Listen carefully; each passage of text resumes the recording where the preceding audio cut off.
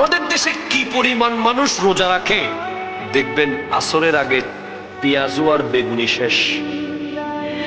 কি পরিমাণ রোজাদার আমাদের দেশে আছে আপনি ইফতার মাহফিলে গেলে বুঝতে পারবেন। কিন্তু ভাই এত রোজাদার, হাজার হাজার পিস বেগুনি সেল হচ্ছে, লক্ষ লক্ষ কোটি কোটি পিস পেঁয়াজও সেল হচ্ছে, রোজাদার গুলো কই? এত রোজাদার যদি থাকে, এত রোজাদার যদি থাকে, তাহলে এলপিজি গ্যাসের সিন্ডিকেট করে কে? কথা বলেন, কথা বলেন, কথা বলেন। সোয়াবিন তেলের দাম বাড়াই ফেললো কে?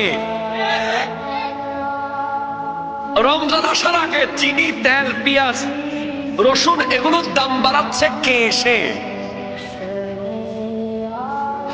এত রোজাদার থাকলে লাখে 10,000 খাচ্ছে উনি কে?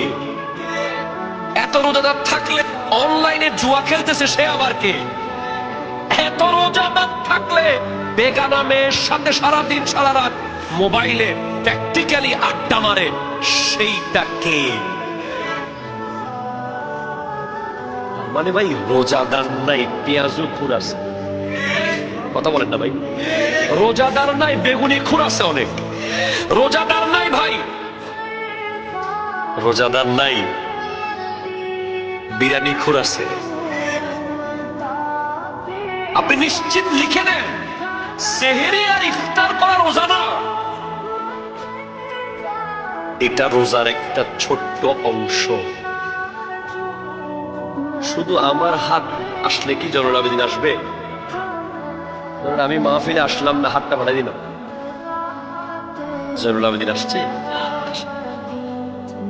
গোটা মাথার চুল থেকে পায়ের নখ পর্যন্ত এটা জয়নুল আবেদিন। সেহরি আর ইফতার রোজার একটা ছোট্ট অংশ মাত্র।